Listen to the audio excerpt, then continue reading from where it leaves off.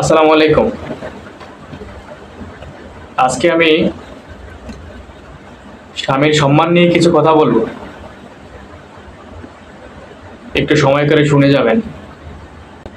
স্বামীর সম্মান, আপনি যখন কাউকে ভালোবাসবেন তার মানে অবশ্যই আপনি সেই ব্যক্তি সম্পর্কে ভালো জানেন।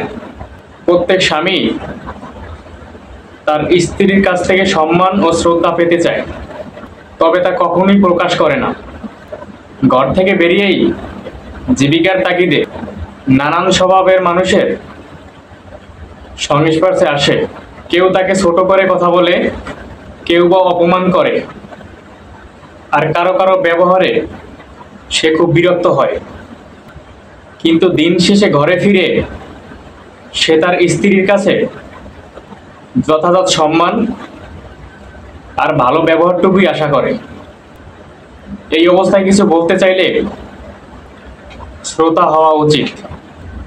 শত রাগ কিংবা অভিমান থাকলেও বাসায় ঢোকার সাথে সাথে তার উপরে চেঁচানো একদমই ঠিক না।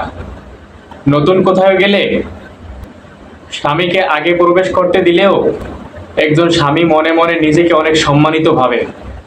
আর বাচ্চাদের তার বাবাকে অবশ্যই সম্মান করানো শেখানো উচিত।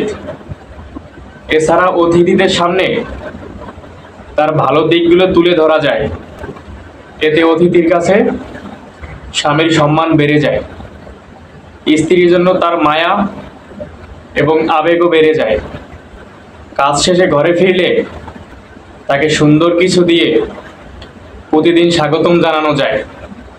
এইসব ছোট ছোট কাজে সংসারে প্রচুর ইতিবাচক প্রভাব ঘটায়।